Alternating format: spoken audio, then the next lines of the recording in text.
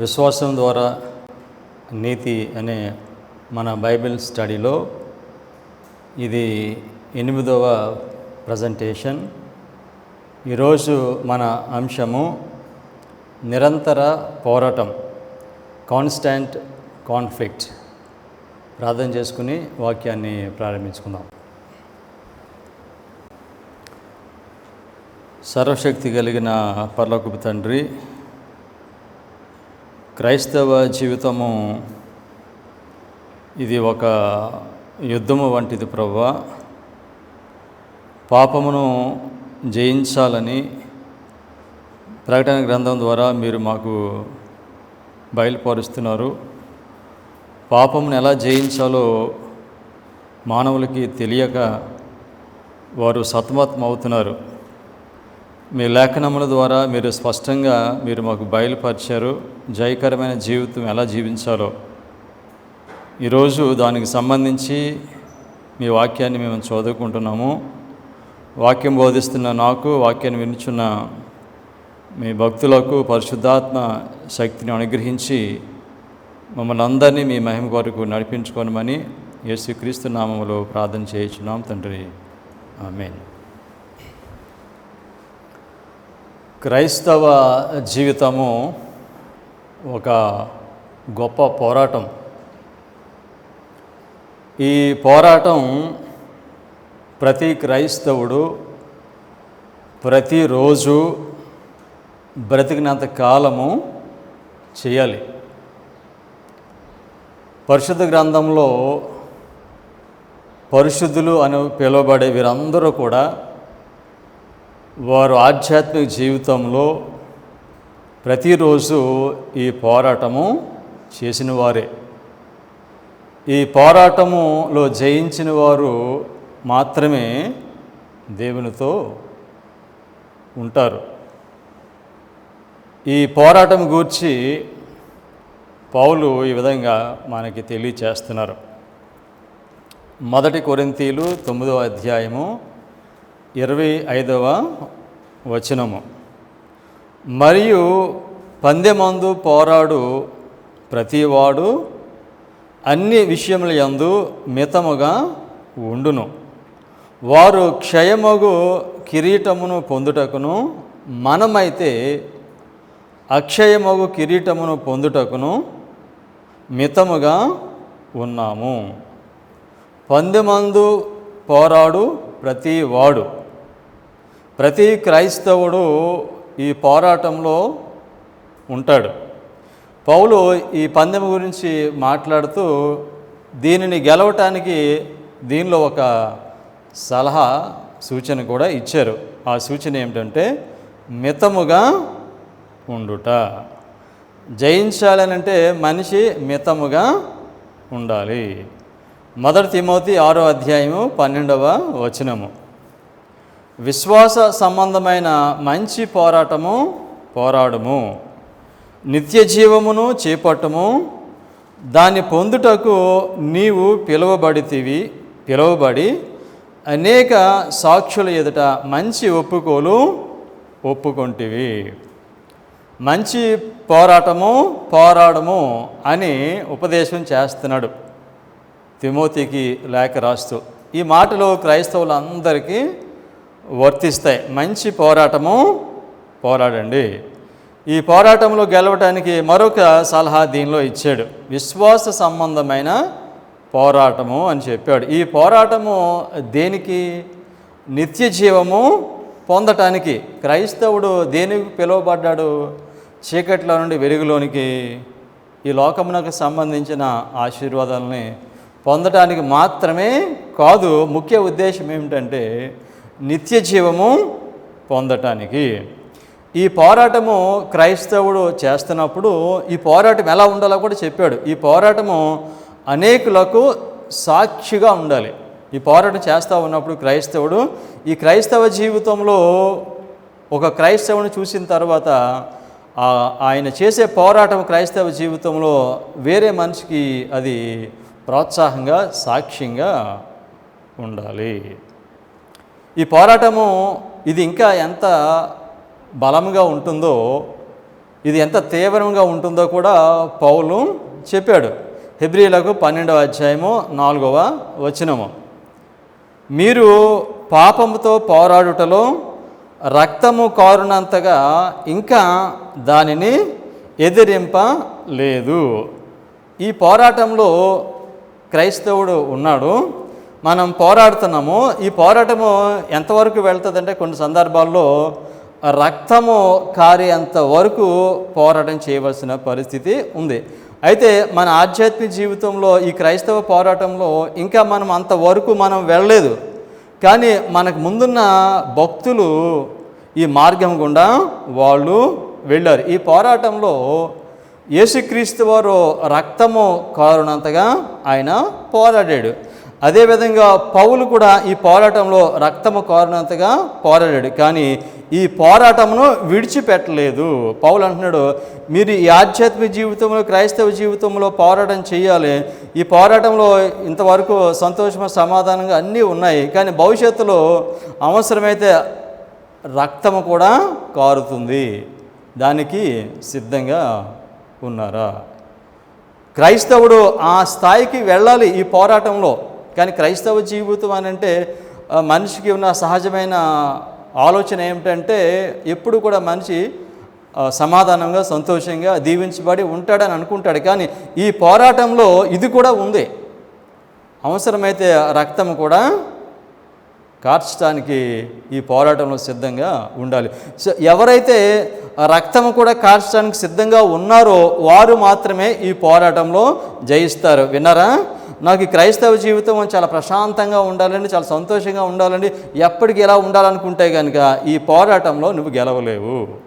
గెలవాలనంటే అవసరమైతే ప్రాణం కోల్పోవటానికి కూడా, రక్తం చిందించడానికి కూడా నువ్వు సిద్ధంగా ఉండాలి. పౌలు ఈ మాటలు చెప్తూ ఉన్నాడు. ఆయన ఊరికే చెప్పట్లేదు, ఆయన అనుభవం ద్వారా ఈ మాటలు చెప్తూ ఉన్నాడు. ఆయన దేవుని కొరకు పోరాటం చేశాడు.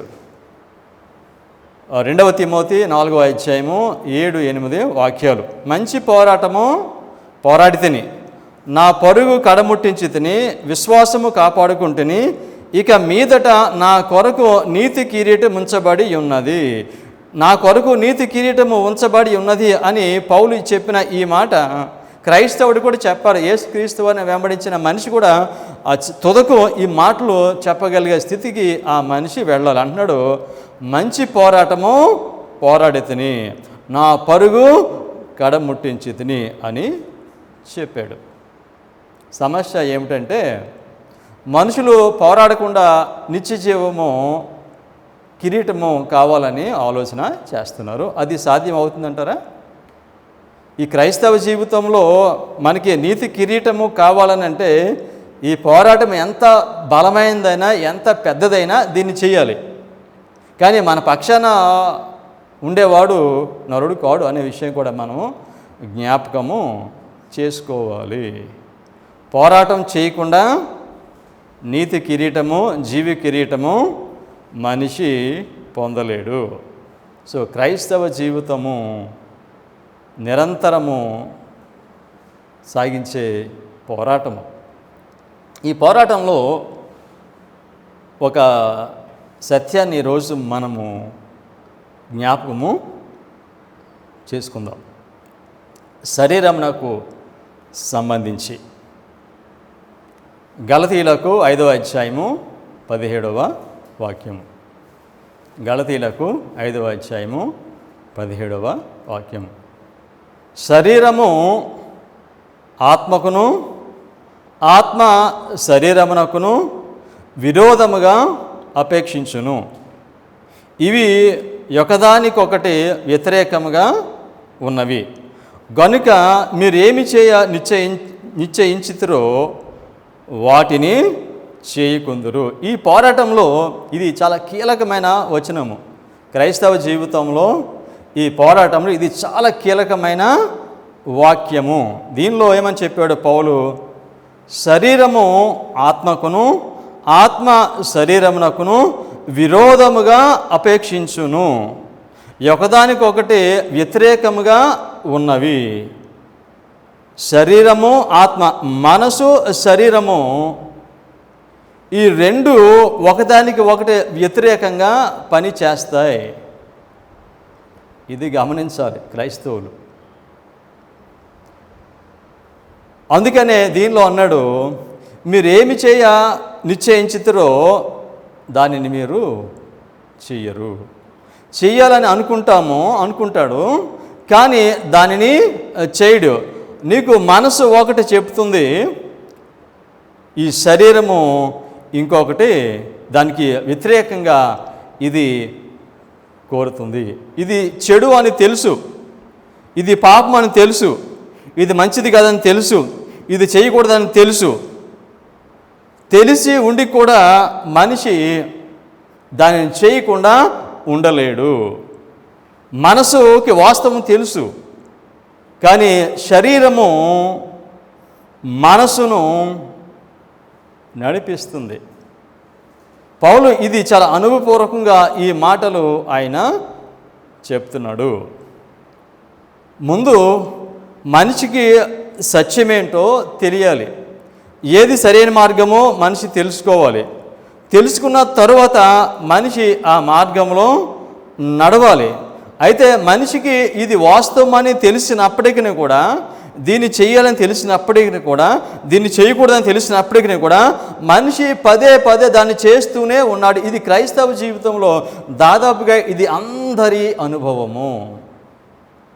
ఇది వద్దు, ఇది చేయకూడదు, ఇది హానికరము, దేవుని చిత్తం కాదు ఇది అని మనిషి తలస్తాడు.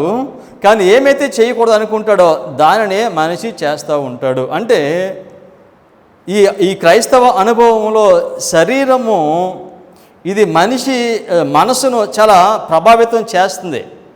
శరీర ఇచ్చలు, శరీర కోరికలు ఉన్నాయి. ఇది గమనించాలి మనుషులు. ఎందుచేత మనిషి ఒకటి అనుకుంటున్నాడు, ఆ విధంగా చేయలేకపోతున్నాడు. పౌలు చెప్తున్నాడు, దీనిలో స్పష్టంగా చెప్పాడండి.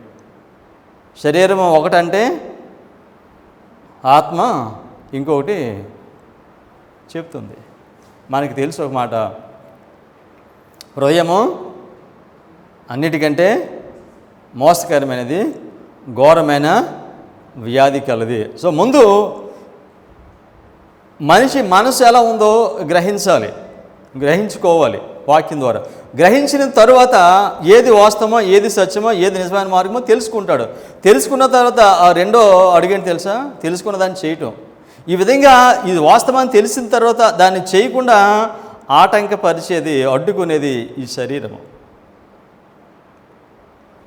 యోహాను 6:63 ఆత్మయే జీవింపజేయుచున్నది, శరీరము కేవలము నిష్ప్రయోజనము.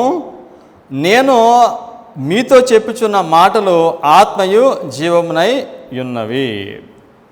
ఈ మాటలు మాట్లాడుతూ పౌలు అంటున్నాడు, దీనిలో యోహాను సువార్త యేసుక్రీస్తు వారి మాటలు అంటున్నారు, ఈ శరీరము అది కేవలము నిష్ప్రయోజనము మాత్రమే.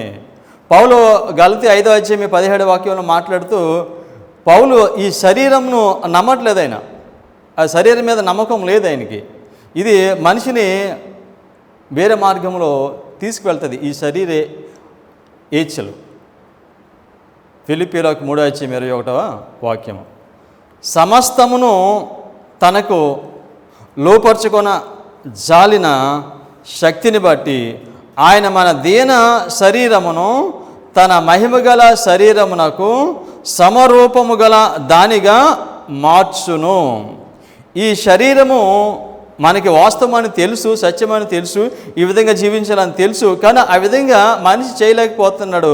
కారణం ఏంటంటే ఈ శరీరం యొక్క తత్వము ఆ మనిషిని ఈ విధంగా నడిపిస్తుంది.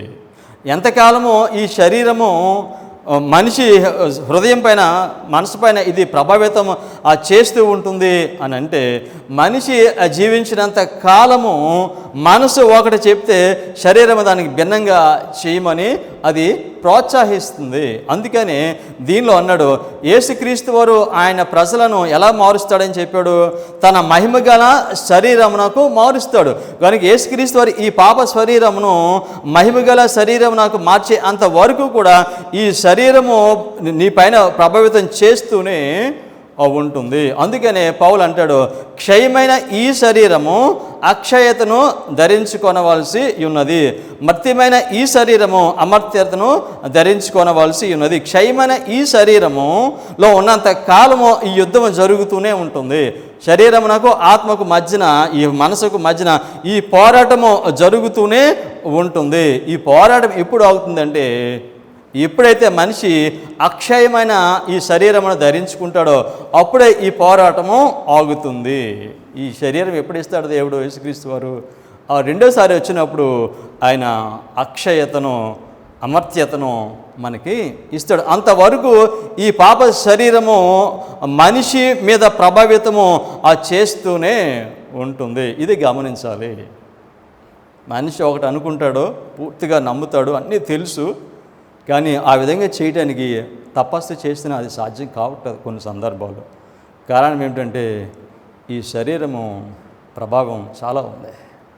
అందుకే పౌలు అంటున్నాడు ఈ మాటలు, యేసుక్రీస్తు వారు ఆయన మహిమ గల శరీరము ఇస్తారు, క్షయమైన ఈ శరీరము అక్షయతను ధరించుకోవాలి. అంతవరకు ప్రతిరోజు, ప్రతి గంట, ప్రతి గడియ పోరాటం చేస్తూనే ఉండాలి. ఈ పోరాటం ఎలా చేయాలో చెప్పాడు పౌలు. ఈ ఆధ్యాత్మిక జీవితంలో ఈ పోరాటం ఎలా చేయాలో చెప్పాడు. 1 కొరింథీయులు 9వ అధ్యాయము 27వ వాక్యం. గాలిని కుట్టినట్టు నేను పోట్లాడట లేదు, కానీ ఒకవేళ ఇతరులకు ప్రకటించిన తరువాత నేను భ్రష్టుడినైపోదునేమో అని నా శరీరమును నలగగొట్టి దానిని లోపరుచుకొనుచున్నాను. పౌలు ఏం చేస్తున్నాడు, ఇతరులకు అందరికీ సువార్త ప్రకటించిన తర్వాత ఒకవేళ నేనే భ్రష్టుడిని అయిపోతానేమో. మళ్ళీ భ్రష్టుడు ఎందుకు అయిపోతాడు తెలుసా? ఆయన భ్రష్టుడు అయిపోతాడు కారణం శరీరము, పాప శరీరము. నేను మళ్ళా భ్రష్టుడిని అయిపోతానేమో, అందుచేత ఆయన ఏం చేస్తానని చెప్పాడు, శరీరమును నలగగొట్టి దానిని లోపరుచుకొనుచున్నాను. క్రైస్తవ జీవితంలో ఈ శరీరమును నలగగొట్టి ఈ శరీరమును లోపరుచుకోవాలి అని పౌలు ఈ మాటల ద్వారా మనకి చెప్తున్నాడు. మనస్సు వాస్తవం చెప్తే దానికి భిన్నంగా చేసేలాగా ఈ శరీర ఏచులు మనిషిని నడిపిస్తాయి. అందుకే అన్నాడు, శరీరమును నలుగా గొట్టి. 2 కొరింథీయులు 4వ అధ్యాయం 11వ వాక్యం. ఏలయనగా యేసు యొక్క జీవము కూడా మా మర్త్య శరీరమునందు ప్రత్యక్ష పరచబడినట్లు సజీవులమైన మేము ఎల్లప్పుడూ యేసు నిమిత్తము మరణమునకు అప్పగింపబడుచున్నాము. ఏమని చెప్పాడు? మర్త్యమైన ఈ శరీరమందు ప్రత్యక్షత పరచబడినట్లు, ఈ మర్త్యమైన శరీరం నాకు అమర్త్యత యేసుక్రీస్తు వారు దేవుడు మనకి ఇస్తాడు. ఇచ్చేంతవరకు ఈ పోరాటం జరుగుతూనే ఉంది.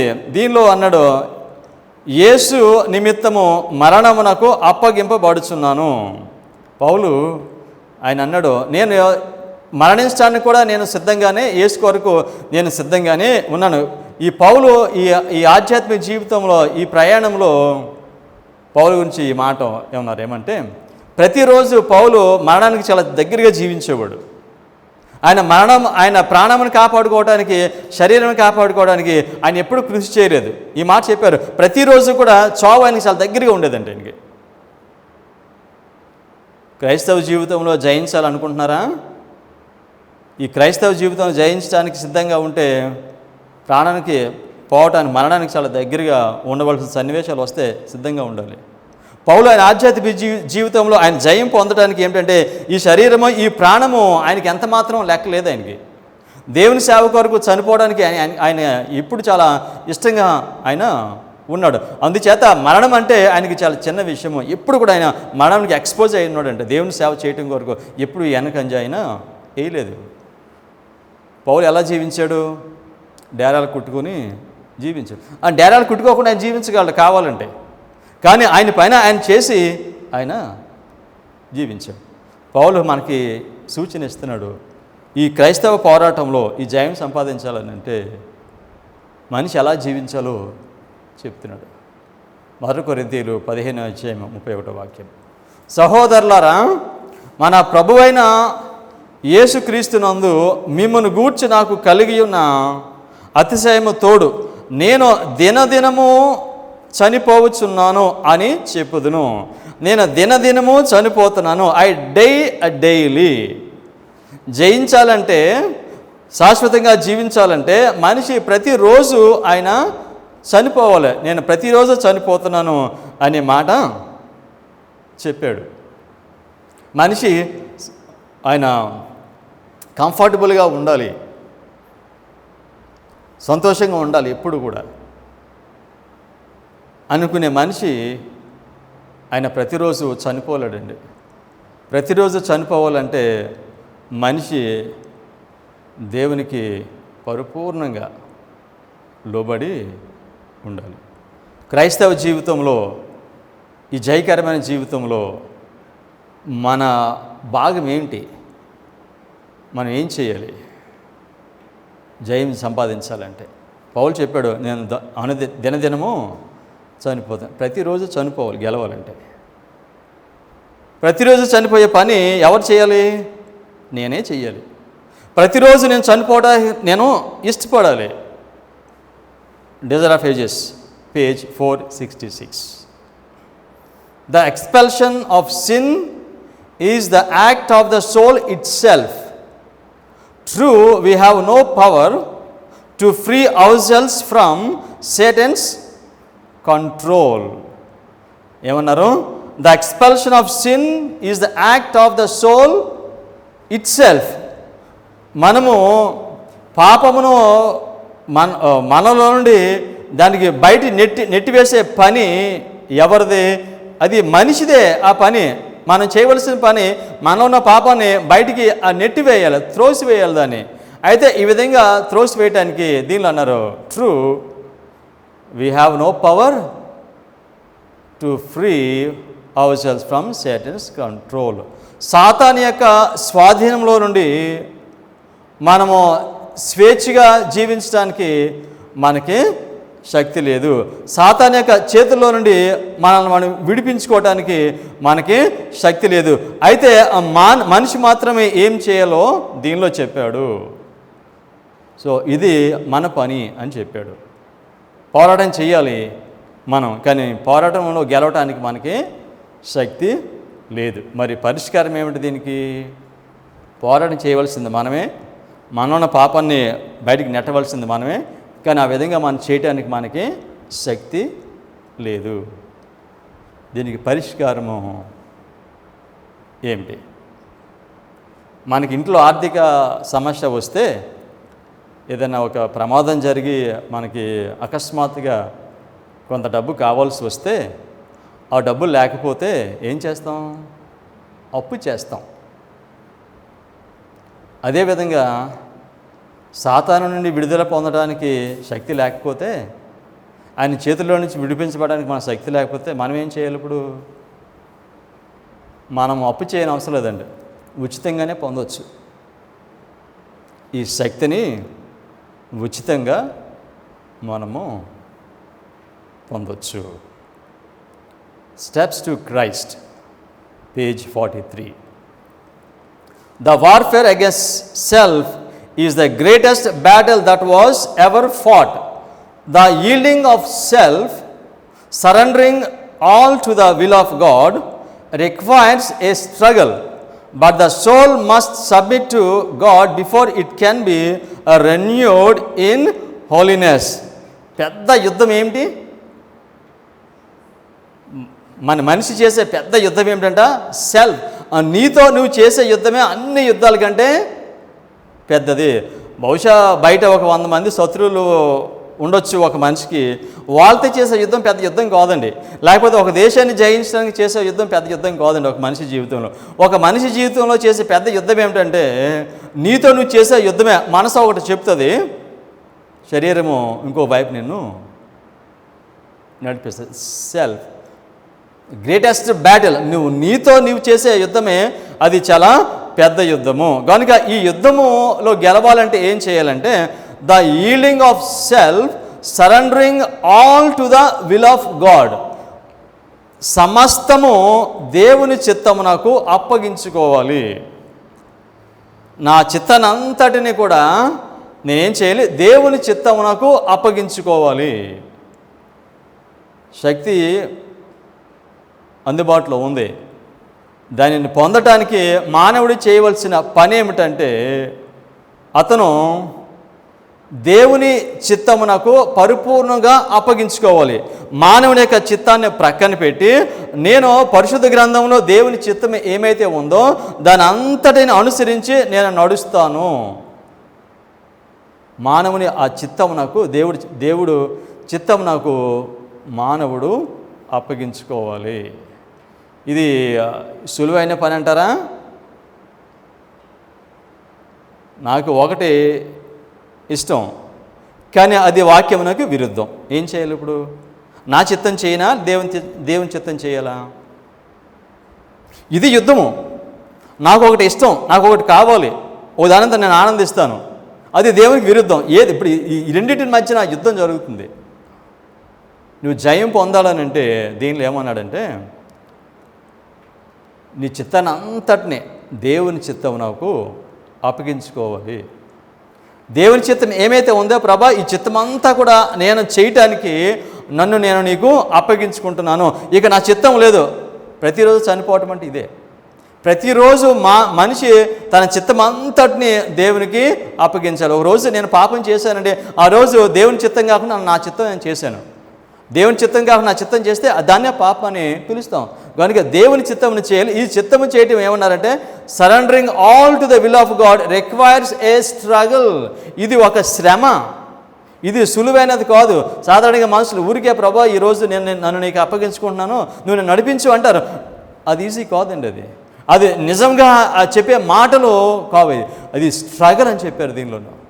సో ఈ విధంగా ఏ మనిషి అయితే ఆ పూర్తిగా ప్రభా ఇక నా చిత్తం లేదు ప్రభా, ఈ లోకంలో నా శరీరం చాలా కోరుతుంది నన్ను, కానీ నా శరీరం నన్ను చాలా కోరుతుంది, ఇవి కాదు, ఇది నేను చేయను, కానీ నీ వాక్యం ఏమైతే చెప్తుందో ఆ చిత్తం అంతా నేను చేయడానికి నేను సిద్ధంగా. చాలామంది క్రైస్తవ జీవితంలో వచ్చే సమస్య ఏంటంటే మనుషులు దేవుని శక్తి కోసం అడుగుతారు, కానీ వారు దేవుని చిత్తం అంతా నెరవేర్చడానికి వారి చిత్తాన్ని ప్రక్కన పెట్టి పూర్తిగా ఇంక ఏమి కూడా దానిలో 1% కూడా రిజర్వేషన్ లేకుండా సమస్తము ప్రభావం మొత్తం అంతా నీ చిత్త ప్రకారం నేను చేస్తాను అని చెప్పినప్పుడే మనిషి దేవుని శక్తిని పొందుతాడు. కొంచెం ఆయనకు ఉంచుకుని వీలైనది నేను చేస్తాను, వీలుగా అంది దాన్ని ప్రక్కన పెడతాను అంటే దేవుని యొక్క శక్తిని అతను ఈ పోరాటంలో మానవుడు జయించాలని అంటే కనుక పరిపూర్ణంగా తండ్రి నీ చిత్తం నేను చేస్తానని ప్రతిరోజు దేవునికి ఆ మనిషి లోబడాలి.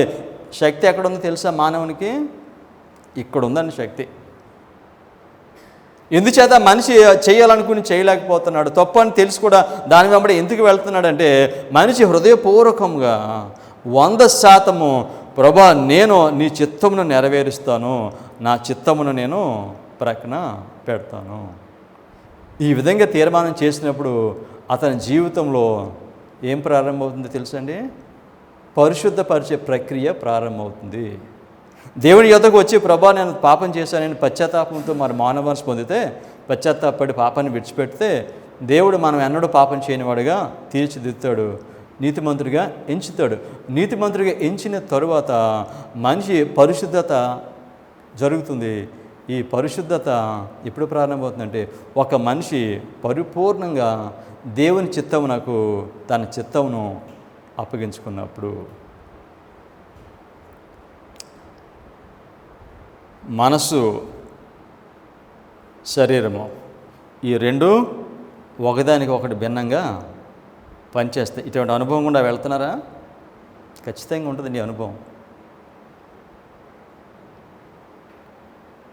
ఇదే అసలైన పోరాటం. ఈ విమోచనలో దేవుడు మనల్ని విమోచించడానికి చేసే ఈ పనిలో విమోచనలో బలవంతం లేదండి. దేవుడు బలవంతము చేయడు, మనకి పూర్తి స్వేచ్ఛ ఇచ్చాడు. దీన్ని ఏమంటాం? Freedom of choice. ఎన్నుకునే స్వేచ్ఛ దేవుడు మానవునికి ఇచ్చాడు. నీవు యుద్ధం చేయడానికి నువ్వు సిద్ధంగా ఉంటే నిన్ను దీవించడానికి దేవుడు సిద్ధంగా ఉంటాడు. యుద్ధం చేయడం ఆపేస్తే సాతానుడు నన్ను జయిస్తాడు. ఈ యుద్ధం ఆపేయడానికి లేదండి, పాజ్ చేయడానికి లేదండి, బ్రేక్ ఇవ్వడానికి లేదండి. కంటిన్యూస్గా చేయవలసిన పోరాటం ఇది. ఈ పోరాటంలో యుద్ధం చేయటం అంటే ఏంటి తెలుసా? ప్రతిరోజు మనం దేవునికి మన చిత్తాన్ని పూర్తిగా ఆయన చిత్తము నాకు అప్పగించుకోవటం. దేవుడు చెప్పాడు, విడువను ఎడబాయను, మిమ్మల్ని ఎప్పుడు విడిచిపెట్టను, సదాకాలం నేను మీతో ఉంటాను. దేవుడు మనకు సహాయం చేయడానికి ఎప్పుడు కూడా సిద్ధంగా ఉన్నారు, ఎప్పుడో. కానీ ఆయన శక్తిని మనిషి పొందలేకపోతే దానికి కారణం ఏమిటంటే మనిషి దేవుని చిత్తమును పరిపూర్ణంగా చేయటానికి, దేవుని చిత్తమంతా చేయటానికి అటువంటి తీర్మానము ఆ మనిషి చేయలేదు. అటువంటి తీర్మానం చేసినప్పుడే శక్తిని పొందుతాము. అయితే ఇది సులువు అని చెప్పారా? It's a struggle. సులువు కాదండి ఇది. దేవుడు మనకి ఎప్పుడు సహాయం చేయడానికి సిద్ధంగా ఉంటే ఎందుకు మనిషి పడిపోతున్నాడు, ఎందుకు మనిషి ఓడిపోతున్నాడు? మీకు సమాధానం వచ్చిందా? దేవుడు మనకు సహాయం చేయడానికి ఈ విశ్వాన్ని చేసినప్పుడు ఇటువంటి శక్తిని ఉపయోగించాడు. అంత శక్తి అందుబాటులో పెట్టాడు దేవుడు మనకి. ఆ శక్తిని పొందే ఆ మార్గాన్ని చూపించాడు మనకి. ఇంత శక్తివంతుడైన దేవుడు మానవునికి తోడుగా ఉంటే ఎందుచేత మనిషి పడిపోతున్నాడు? దానికి సమాధానం తెలుసు, కానీ వాక్యం చదువుదాం మనం. దానికి సమాధానం ఎప్పుడు మర్చిపోకూడదు మనం. ఎందుకు మనిషి ఒకటి చేయాలనుకుని దాన్ని చేయలేకపోతున్నాడో ఈ వాక్యం తెలియజేస్తున్నాడు. Steps to Christ, page 72. When Christ took human nature upon him, he bound humanity to himself by a tie of love that can never be broken by any power save the choice of man himself. యేసుక్రీస్తు వారు ఈ లోకంలోనికి మానవుడిగా శరీరధారి వచ్చినప్పుడు ఆయన మానవుల్ని ప్రేమతో కట్టేసుకున్నాడంట. మానవుల్ని ప్రేమ అనే బంధంతో, అనే తాడుతో మనుషుల్ని ఆయన కట్టాడు. అయితే ఈ యేసుక్రీస్తు వారు ఈ ప్రేమతో మనుషుల్ని కడితే దీనిని విరగొట్టడము అది ఎవ్వరికీ సాధ్యం కాదు. సాధారణ ఎంత ప్రయత్నం చేసినా ఈ బాండ్ని ఆయన విరగొట్టలేడు. కానీ ఒక మనిషి విరగొట్టగలదండి. ఎవరు? మనిషి. దేవుడు నాతో ఆ ప్రేమ సంబంధము, నన్ను దేవుడు ప్రేమతో కట్టుకున్నాడు. కట్టుకున్న తర్వాత దీనిని వేరుపరచడానికి సాతానుడు ఆ పని చేయలేడు. అది ఎవరు చేయగలరంటే నేను చేసే తీర్మానం నేనుగానే దానిని చేయగలను. సో దేవుడు మనిషికి ఇంత శక్తిని అందుబాటులో పెట్టిన తరువాత ఆ మనిషి ఎందుచేత లెగిస్తున్నాడు అంటే సాతానుడు ఎప్పుడు కూడా ఈ బంధాన్ని బ్రేక్ చేయడానికి ఎప్పుడూ ప్రయత్నము చేస్తూనే ఉంటాడు. ఈ విధంగా దేవుడు ఆయన మనుషులతో ఉన్న ఈ బాంధవ్యము తెంపటము అపవాదికి సాధ్యం కాదు. అది మనిషికి మాత్రమే అది సాధ్యము. దీన్ని తెంపటానికి సాతానుడు నిత్యము ప్రయత్నం చేస్తూ ఉంటాడు. ఒక మనిషి యేసుక్రీస్తుని అంగీకరించిన తర్వాత, ఆయనతో ఇటువంటి బంధం ఏర్పడిన తర్వాత దానిని తెంపటానికి నిత్యము సాతానుడు ప్రయత్నము చేస్తూనే ఉంటాడు. Steps to Christ, page 72. Satan will constantly present allurements to induce us to break this tie, to choose to separate ourselves from Christ. Here is when we need to watch, to strive to pray that nothing may entice us to choose another master, for we are always free to do this. అపవాది ఈ యొక్క బంధాన్ని తెంపడానికి ఎప్పుడు ప్రయత్నం చేస్తూ ఉంటాడు. ఆయన ఊరిస్తాడంట, శోధిస్తాడు. ఇవన్నీ అపవాది చేస్తూ ఉంటాడు. కనుక మనిషి ఏం చేయాలని చెప్పారు? సో జాగ్రత్తగా గమనిస్తూ ఉండాలి. మనిషి ఒక తీర్మానం చేస్తాడు, చేసిన తర్వాత ఒకటి చేయకూడదు అనుకుంటాడు, ఒకటి మానేయాలనుకుంటాడు, ఒకటి విడిచిపెట్టాలనుకుంటాడు, విడిచిపెడతాడు, మానేస్తాడు. ఏం చేస్తాడు తెలుసా? మనం ఏదైతే విడిచిపెట్టామో, ఏదైతే మానేసామో దాన్ని మళ్ళీ మన ముందుకి తెస్తాడు. చిన్న ఎగ్జాంపుల్ అర్థం చేసుకో. నేను సినిమా చూడటం మానేశాను నేను టీవీలో అని తీర్మానం చేశాడు. కొన్ని రోజులు అయిన తర్వాత మన దగ్గర ఫోన్ చేతిలో ఉంటాయి కదా, ఒక వీడియో క్లిప్ వస్తుంది, సినిమా క్లిప్. అల్యూర్మెంట్ శోధిస్తాడు అలాగా. సో మనిషి అనుకుంటా సినిమాలు మానేశాను కదా, ఇది ఒక్కటి చూద్దాంలే, క్లిక్ చేస్తాడు. ఆ విధంగా చేసినప్పుడు నీవు దేవుని చిత్తం కాకుండా నీ చిత్తాన్ని చేస్తావు. మనం ఏమైతే తీర్మానం చేస్తామో ఆ తీర్మానములో నిలబడినప్పుడు దాని నుండి పడవేయటానికి అపవాది నిత్యము ప్రయత్నము చేస్తూ ఉంటాడు. సో ఈ మధ్యకాలంలో ఫోన్స్ ఉంటాయి చేతుల్లో, చాలా ప్రమాదం ఉండేవి, చాలా ప్రమాదం. అయితే ఆ విధంగా అపవాది శోధిస్తూ ఉన్నప్పుడు దేవుడు వచ్చి నిన్ను ఆపడు, నిన్ను ఆపడు. దాన్ని ఎవరు ఆపాలి? నువ్వే ఆపుకోవాలి. నువ్వే తీర్మానం చేసుకోవాలి, ప్రభా నేను ఇది చేయనని. ఆ విధంగా అపవాది శోధించినప్పుడు యేసు ప్రభు వచ్చి మధ్య నిలబడి సాతాన్ని వెళ్ళిపోవని చెప్పడం. ఆ పని ఎవరిదే? మనదే.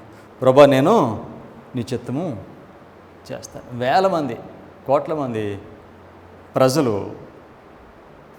ఇటువంటి స్థితిలో ఉంటారు.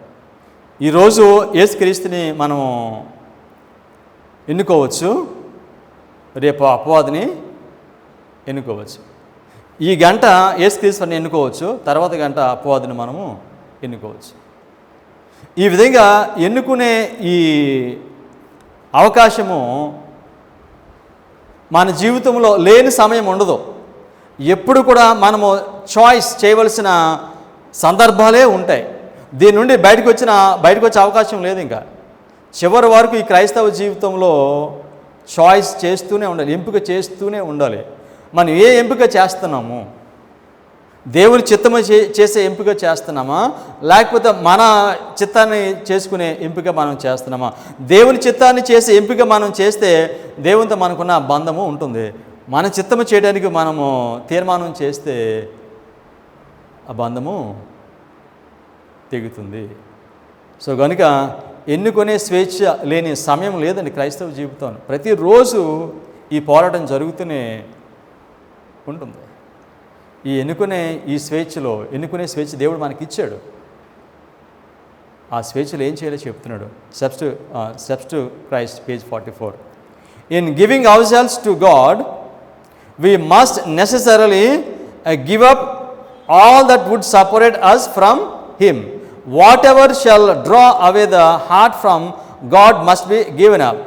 We cannot be half the Lord's and half the world's. We are not God's children unless we are such entirely. ఈ స్టేట్మెంట్లో దేవుని చిత్తానికి అప్పగించుకుంటే ఏం చేయాలని చెప్పారో మొత్తం అంతటిని అప్పగించుకోవాలి. కొంచెము దేవునికి అప్పగించుకొని కొంచెము లోకమును మనతో ఉంచుకోకూడదు. ఆ విధంగా ఉంచుకుంటే దేవుడు ఆ మనిషిని నడిపించలేడు. పూర్తిగా విడిచిపెట్టేయాలి. శక్తి ఎక్కడుంది? పూర్తిగా విడిచిపెట్టేసే తీర్మానము చేయాలి. ఈ తీర్మానంలోనే శక్తి ఉంది. అందుకని యేసుక్రీస్తు వారు అన్నారు, నీ కుడి కన్ను నిన్ను అభ్యంతర పెడితే ఏం చేయమన్నాడు? పెరికి తీసే. నీ కుడి చేయి నిన్ను అభ్యంతర పడితే ఏం చేయమన్నాడు? దాన్ని నరికి తీసే. దాని అర్థం ఏంటో తెలుసండి? దాని అర్థం ఏమిటంటే దేవునికి నీకు మధ్యన ఏమైతే అడ్డుగా వస్తుందో దాన్ని తీసేయమని అర్థం. దేవునికి నీకు మధ్య ఏమైతే అడ్డుగా వస్తుందో దాన్ని నువ్వు తీసే, దాన్ని పట్టుకుని నువ్వు నరకానికి వెళ్తాం కన్నా దాన్ని విడిచిపెట్టి నిత్యజీవంకి వెళ్ళటం నీకు మేలని చెప్పాడు. సో కనుక ఈ నిరంతరము ఈ పోరాటంలో మనిషి చేయవలసింది ఏమిటంటే పూర్తిగా దేవునికి లోబడాలి, సమస్తము దేవునికి అప్పగించేయాలి. ఇంకా సగము లోకమునకును సగం దేవునికి ఇస్తే మనం దేవుని వారము కాదు. పూర్తిగా మనం దేవునికి సమస్తం అప్పగిస్తేనే దేవుని వారము అవుతాము. ఈ మాట వినండి. ప్రభువా, నేను ఈరోజు నీ చిత్తం అంతా చేయడానికి నేను ఎంపిక చేసుకుంటున్నాను అనే ఈ మాట అనే ఒక్క పని, ఇది చాలా చిన్న పని కదా. ఉదయం లేచిన తర్వాత ప్రభా హృదయపూర్వకంగా ఈ మాట చెప్పాలి, నేను నా చిత్తం కాకుండా ఈరోజంతా నీ చిత్తము నేను చేయటానికి నేను ఎన్నుకుంటున్నాను అనే ఈ మాట, ఇది చిన్న పనేగానండి దీని యొక్క ప్రతిఫలం మాత్రము చాలా పెద్దగా ఉంటుంది. ఈ మాట ప్రతిరోజు నువ్వు చెప్తే చూడటానికి చిన్నగా ఉంది, ఇది ప్రభా నీకు లోబడతాను, నీ చిత్తం చేస్తాను, నా చిత్తం చేయను నేను అని మాట నువ్వు చెప్పగలిగితే దాని ప్రతిఫలము పరిశుద్ధ గ్రంథం అంతా మనం చూస్తాం. పరిశుద్ధ గ్రంథంలో అద్భుతాలు చూస్తాం, ఆశ్చర్యకార్యాలు చూస్తామే. ఇవి జరిగే సందర్భాలన్నీ కూడా ఇటువంటి సందర్భంలో జరిగినాయి. ఏ మనిషి అయితే తను పూర్తిగా దేవుని మీద ఆధారపడతాడో, చిత్తానికి అప్పగించుకుంటాడో అక్కడ అద్భుతము జరుగుద్ది. దేవుని యొక్క శక్తి అక్కడ కనపరచబడటము జరుగుతుంది. దానియేలు ప్రార్థన చేస్తున్నాడు, తెలిసిన విషయమే జ్ఞాపకం చేద్దాం. దానియేలు 10:12 దాని విధంగా ప్రార్థన చేస్తున్నాడు. అప్పుడు అతడు దానియేలుకు భయపడకము, నీవు తెలుసుకొన వల్లని నీ మనసును అప్పగించి దేవుని ఎదుట నిన్ను తగ్గించుకొనిన ఆ మొదటి దినము మొదలుకొని నీవు చెప్పిన మాటలు వినబడినవు కనుక నీ మాటలను బట్టి నేను వచ్చేదని. ఈ మాటలు ఎవరు చెప్తున్నారు? గాబ్రియల్ ఎవరితో చెప్తున్నాడు? దానియేలుతో చెప్తున్నాడు. దానియేలు ఏం చేశాడు? తన మనసును అప్పగించి, ఎప్పుడైనా గుర్తుపెట్టుకోండి, మన మనసును దేవునికి అప్పగించడం అంటే అర్థం ఏమిటంటే నీ చిత్తమంతా నేను చేస్తాను ప్రభు అంటమో, మన మనసును అప్పగించుకోవటము. కొంచెం నీ చిత్తం వీలైనంత వరకు చేస్తాను, కానీ మిగతాది నా ఇష్ట ప్రకారం చేస్తానంటే నీ మనసు నువ్వు దేవునికి అప్పగించుకోవటము లేదు. మనసును అప్పగించుకోవటం అంటే నీ చిత్తం అంత ప్రకారం నేను చేస్తాను ప్రభు. ఈ విధంగా చేసినప్పుడు గాబ్రియల్ దూత పంపించాడు, వచ్చి మాటలు చెప్తున్నాడు, నువ్వు ఇలా చేసావు కదా, వచ్చానండి. సో మనిషికి ఇది సాధ్యమైతే, కానీ ఏమన్నారు, ఇది స్ట్రగుల్, ఇది ఈజీ సులువు, కానీ ఇది మనిషికి చాలా కష్టతరంగా మారిపోయింది. తను దేవునికి చిత్తం నాకు, దేవుని చిత్తం నాకు పూర్తిగా అప్పగించుకోవడం ఇది కష్టతరంగా మారిపోయింది. కానీ సింపుల్, ఇది చాలా సులువు. కానీ అప్పగించుకుంటే మాత్రం జయం ఈ విధంగా ఉంటుంది. పరిశుద్ధ గ్రంథంలో ఉన్న భక్తులందరూ, లేకపోతే ఈ లోకంలో భక్తులందరూ కూడా ఇటువంటి తీర్మానము చేసిన వారే. ఇటువంటి తీర్మానం మనం చేస్తే, మన మనసును దేవునికి అప్పగించేసుకుంటే దేవుడు ఆయన శక్తిని అప్పుగా ఇవ్వడండి, వారసత్వంగా ఇస్తాడు మనకైనా. Testimonies for the church volume 7 page 31. God is bound by an eternal pledge to supply power and grace to everyone who yields himself to be sanctified by obedience to the truth. ఏ మనిషి అయితే తాను సత్యమును అనుసరించి నడవటానికి అప్పగించుకుంటాడో ఆ మనిషితో దేవుడు ఒక ప్రతిజ్ఞ చేస్తున్నాడు. ఏంటి ఆ ప్రతిజ్ఞ అంటే ఇటర్నల్ ప్లెడ్జ్, శాశ్వతమైన ప్రతిజ్ఞ. To supply power. నేను ప్రభా నీ చిత్తము చేస్తాను అనే మనిషి తన దేవునికి అప్పగించుకుంటే దేవుడు ఆ మనిషితో చేసే ఈ ప్రతిజ్ఞ, ఈ నిబంధన ఏంటి తెలుసా? నేను నీకు శక్తిని ఇస్తాను. సో మనిషి మొదటగా ఈ తీర్మానము చేయాలి. తీర్మానం చేసిన తర్వాత నేను ఏమైతే తీర్మానం చేస్తానో, చిత్తం చేస్తానని ఆ తీర్మానం చేసిన తర్వాత మనిషి ఏం చేయాలి? ఒక తీర్మానం చేసి కూర్చుంటే సరిపోతుందా? లేదండి. మనిషి ఆ తీర్మానం చేయాలి. ఆ తీర్మానం చేసిన తర్వాత మనిషి ఆ రెండవ అడుగు వేయాలి. కేవలం మనిషి కూర్చొని ప్రభా నా చిత్తం అంతా నీకు అప్పగించుకుంటున్నాను అనేది మొదటి అడుగు. దాని తర్వాత నువ్వేమైతే తీర్మానం చేసావో, ఏం చిత్తం చేయడానికి నువ్వు తీర్మానం చేసావో దాన్ని చేయటానికి నువ్వు అడుగు వేయాలి. విశ్వాసంతో నీవు అడుగు వేయాలి. Prophets and Kings, page 486. Human effort avails nothing without divine power, and without human endeavor, divine effort is with many of no avail. To make God's grace our own, we must act our part. జయకరమైన జీవితం జీవించడంలో 2 అడుగులు ఉన్నాయి. నేను ప్రభా నీ చిత్తమంతా చేస్తాను, నీకు విధేయుడిగా జీవిస్తాను అని చెప్పిన తర్వాత అది నిజమైతే, నువ్వు హృదయపూర్వకంగా ఆ మాట చెప్పుంటే వెంటనే మనిషి ఏం చేస్తాడు? వెంటనే ఏమైతే తీర్మానం చేశాడో దానిని చేయటానికి ఆయన విశ్వాసంతో అడుగు వేస్తాడు. మానవుడు దేవుడు వీళ్ళు ఇద్దరు కలయిక, వీళ్ళిద్దరిని ఈ 2 పనులను మానవుడు వేరు చేయలేడు. ఈ 2 చాలా క్లోజ్గా కనెక్ట్ అయి ఉన్నాయి. మానవుడు చేసే ప్రయత్నము, మనిషి ఇచ్చే దేవుడిచ్చే ఈ శక్తి, ఈ 2 చాలా క్లోజ్గా కనెక్ట్ అయి ఉన్నాయి. దాని గురించి మిస్టర్స్ బట్టి ఈ విధంగా చెప్పారు. Acts of apostles, page 482. Human effort of it self is not sufficient.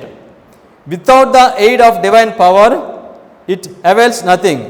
God works and man works. A resistance of temptation must come from man, who must draw his power from God. God wishes us to have the mastery over ourselves, but he cannot help us without our consent and cooperation. The divine spirit works through the powers and faculties given to man. ఏమన్నారు ఈ స్టేట్మెంట్లో? God works, man works. వీళ్ళిద్దరూ కలిసి పనిచేస్తారు. ఈ రెండింటిని వేరు చేయలేము. మానవుని ప్రయత్నము, దేవుని యొక్క సహాయం అందుబాటు అనేది ఈ రెండింటిని వేరు చేయడం లేదు. ఈ 2 కూడా they are intimately connected and related.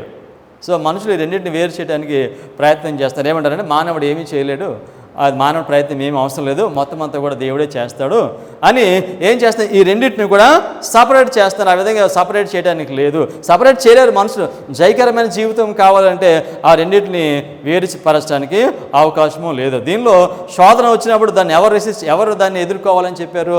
ఆ resistance of temptation must come from man who must draw his power from God. మనిషి ప్రయత్నం చేయాలి, అప్పుడు దేవుడు ఏం చేస్తాడంట? శక్తిని ఇస్తాడు. సో కనుక మానవుని యొక్క సహాయం లేకుండా, మానవుని యొక్క ఆయన చేయవలసింది అది చేయకుండా దేవుడు ఆ మనిషిని నడిపించలేడు. దీనిలో అన్నాడు, ఆ మిసెస్ వాట్ అన్నారు, the divine spirit works through the powers and faculties given to men. So దేవుడు మన శరీరం ద్వారా ఆయన పని చేస్తారు. ఉదాహరణకి మనం కళ్ళు తీసుకుందాం, ఐస్. సో ఉదయం లేచిన తర్వాత చెప్పాలి, ప్రభా ఈరోజు నా కళ్ళని నీకు ఇస్తున్నాను, నీకు సమర్పిస్తున్నాను, ఏది చూడాలి అదే చూస్తానని తీర్మానము చేయాలి. ఏం వినాలో నేను వింటాను. మనసుని ఇచ్చాడు దేవుడు. ఈ హృదయం ద్వారా దేవుడు పని చేస్తాడు, ఈ ఫ్యాకల్టీస్ ద్వారా దేవుడు పని చేస్తాడు. అందుచేత ప్రతిరోజు సజీవ యాగంగా మన దేహమును దేవునికి అప్పగించుకోవాలి. తెలుసు మీకు, మన శరీరంలో ప్రతి అవయవాన్ని దేవునికి అప్పగించాలి. ప్రభా నేను ఏది న్యాయమో ఏది నీతో దాన్నే చూస్తాను, అదే మాట్లాడతాను, అదే వింటాను. నేను నా దేహం అంతటి నీకు నేను అప్పగిస్తున్నాను. సో కనుక ఈ జయకరమైన జీవితంలో ఏమున్నాయి? మనిషి దేవుని చిత్తం చేయటానికి పూర్తిగా ఆయనకి అప్పగించుకోవాలి. తర్వాత ఆయన విశ్వాసంతో అడుగు వేయాలి. అప్పుడు దేవుని యొక్క శక్తి మనకు తోడవుతుంది. ఫిలిప్పీయులకు 2:12-13. కాగా నా ప్రియులారా, మీరు ఎల్లప్పుడూ విధేయులై ఉన్న ప్రకారము నా ఎదుట ఉన్నప్పుడు మాత్రమే గాక మరి ఎక్కువగా నేను మీతో లేని ఈ కాలం మందును భయముతోనూ వణుకుతోనూ మీ సొంత రక్షణను కొనసాగించుకోండి. ఎందుకనగా మీరు ఇచ్చయించుటకును కార్యసిద్ధి కలుగు చేయుటకును తన దయ సంకల్పము నెరవేర్చుటకై మీలో కార్యసిద్ధి కలుగు చేయువాడు దేవుడే. దీనిలో ఒక మాట అన్నాడు పౌలు. ఏమన్నాడంటే, మీ సొంత రక్షణను కొనసాగించుకొనుడి. మీ సొంత రక్షణను కొనసాగించుకొనుడి అంటే దాని అర్థం ఏంటి తెలుసా? నీ రక్షణ కాపాడుకోవడానికి, విశ్వాసం ద్వారా రక్షణ పొందేవు నువ్వు. ఆ రక్షణ కాపాడుకోవడానికి నువ్వేం చేయాలో నువ్వు దానిని చెయ్యి. ఏం చేయాలి? నా చిత్తం కాదు ప్రభా, ఇక అంతా నీ చిత్తమే, నేను నీకు లోబడుతున్నాను, నీ చిత్తమంతా చేయడానికి నేను ఇష్టపడుతున్నాను అని విశ్వాసంతో నీవు పని ప్రారంభించినప్పుడు కార్యసిద్ధి కలుగు చేయవాడు దేవుడే. కొలసీలకు 1:29. అందు నిమిత్తము నాలో బలముగా కార్యసిద్ధి కలుగు చేయు ఆయన క్రియాశక్తిని బట్టి నేను పోరాడుచు ప్రయాసపడుచున్నాను. నేను ఈ పోరాటం చేస్తున్నాను. ఈ పోరాటం నేను కంటిన్యూ చేస్తున్నాను. ఈ పోరాటం ఎందుకు కంటిన్యూ చేస్తున్నాను? నువ్వెందుకు కంటిన్యూ చేస్తున్నావు? ఎందుచేత ఎలా కంటిన్యూ చేస్తున్నామనంటే, ఏం చేస్తున్నావు? ప్రభా, నేను పూర్తిగా 100% నీకు లోబడుతున్నాను, నా చిత్తం కాదు నీ చిత్తము చేస్తాను అని చేసిన తర్వాత నువ్వేం చేస్తున్నావో నమ్మకంతో, విశ్వాసంతో, శక్తి వంచన లేకుండా నీ అడుగు నీవు వేస్తున్నావు. ఈ విధంగా చేయటము పోరాటము చేయటము. నీవు చేయవలసిన పోరాటం ఇది. నువ్వు పోరాటం ప్రారంభిస్తే ఈ విధంగా ప్రతిరోజు చేస్తే దాని కార్యసిద్ధి కలుగజేసేవాడు, జయనిచ్చేవాడు ఎవరో? మన రక్షకుడైన యేసుక్రీస్తు వారు. మనిషి ఎందుకు ఓడిపోతున్నాడు? ఎందుకు విఫలమవుతూ ఉన్నాడు? మనిషి చేయవలసిన పని ఆయన చేయటం లేదు. పోరాటము చేసే క్రైస్తవులు ఎక్కువ మంది ఉన్నారా? పోరాటం చేయని క్రైస్తవులు ఎక్కువ మంది ఉన్నారా ఈ ప్రపంచంలో? ఏంటి మీ సమాధానం? పోరాటం చేసే వాళ్ళు ఎక్కువ మంది ఉన్నారా? పోరాటం చేయని వారు ఎక్కువ మంది ఉన్నారా? పోరాటం చేయని వారు ఎక్కువ మంది ఉన్నారండి. ఎలా తెలుసా? విశ్వాసం ఉంటే చాలు. విశ్వాసం ద్వారా రక్షణ. సో కనుక నేను దేవుడిని నమ్ముకున్నాను 25 సంవత్సరాల క్రితం. సో కనుక నేను ఇప్పుడు నమ్ముకుంటూ ఉంటాను. పోరాటం చేయట్లేదండి, యుద్ధం చేయట్లేదండి. పౌలు అన్నాడు, అవసరమైతే రక్తము కారునంతగా నీవు పోరాటము చేయాలి. నీ ప్రాణాన్ని కూడా నీవు ఇవ్వాలి. పోరాటం ఆపేయటం అంటే నీ చిత్తాన్ని చేయటమే. పోరాటం కొనసాగించడం అంటే దేవుని చిత్తము చేయటం. యోహాను 15:4-5 నా యందు నిలిచియుండుడి, మీ యందు నేనును నిలిచియుందును. తీగ ద్రాక్షవల్లిలో నిలిచి ఉంటేనే కానీ తనంతట తానే ఎలాగో ఫలింపదో, అలాగే నా యందు నిలిచి ఉంటేనే కానీ మీరు ఫలింపరు. ద్రాక్షవల్లిని నేను, తీగలు మీరు. ఎవడు నా యందు నిలిచి ఉండునో, నేను ఎవని యందు నిలిచి ఉండునో వాడు బహుగా ఫలించును. నాకు వేరుగా ఉండి మీరేమీ చేయలేరు. నాకు వేరుగా ఉండి మీరేమీ చేయలేరు. మీరు నాలో ఉంటే మీరు ఫలిస్తారు అని చెప్పారు. కనుక మనం క్రీస్తులో మనం ఎలా ఉంటాం? మనల్ని మనం దేవునికి పరిపూర్ణంగా అప్పగించుకొని శక్తి వంచన లేకుండా మనం చేయవలసింది మనం చేసినప్పుడు అప్పుడు మనము ఆయనలో ఉంటాము. ఆ విధంగా ఉంటే, ఆ విధంగా లేకపోతే అన్నాడు, వేరుగా ఉండి మీరేమీ కూడా చేయలేరు అని చెప్పాడు. ఈరోజు నువ్వు ఎవరిని ఎన్నుకుంటావో ప్రతిరోజు దేవుడు అంటే చూస్తాడంట. ఉదయం లేవగానే ఈరోజు ఇతను ఎవరిని ఎన్నుకుంటాడు ఈరోజు అనే దాని గురించి దేవుడు చాలా ఆశగా చూస్తూ ఉంటాడు. ఈ విమోచన, ఈ పనిలో, ఈ జయకరమైన జీవితంలో బలవంతం లేదండి. దేవుడు బలవంతము చేయడు. ఎందుకు చేయడు బలవంతం దేవుడు? కారణం ఏంటి? దేవుడు బలవంతం చేయకపోవడానికి. ఎవరు బలవంతం చేస్తారు? సాతాను బలవంతం చేస్తాడు. ఇక దేవుడు బలవంతం చేయడు. కారణం ఏంటంటే ప్రేమలో బలవంతము లేదు, స్వేచ్ఛ ఉంది. సో కనుక దేవుడు ఆ స్వేచ్ఛను ఆయన ప్రజలకు ఇచ్చాడు.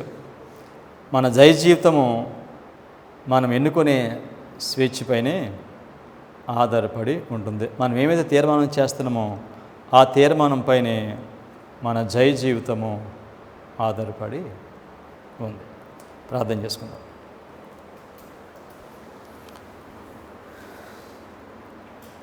ప్రేమ కలిగిన తండ్రి, మమ్మలను చీకట్లో నుండి వెలుగులోనికి మీరు పిలిచారు. అంటే మా విశ్వాస జీవితంలో మేమేం చేయాలో అనే సత్యమును మీరు మాకు బయలుపరిచారు మా తండ్రి. విశ్వాసం ద్వారా నీతి అని ఈ బైబిల్ స్టడీలో తండ్రి మేము పరిపూర్ణంగా పాపమును, అపవాదిని మేము ఎలా జయించాలో మీరు మాకు బయలుపరుస్తున్నారు. ఇది చాలా సులువైనది మా తండ్రి. పరిపూర్ణంగా మా చిత్తమును, మీ చిత్తమును నాకు అప్పగించుకోవటమే ప్రతిదినము. ఆ విధంగా మేము అందరము చేయనట్లుగా మీరు మమ్మల్ని దీవించి మమ్మల్ని నడిపించుకోనమని యేసుక్రీస్తు నామములో ప్రార్థన చేయుచున్నాం తండ్రి. ఆమేన్.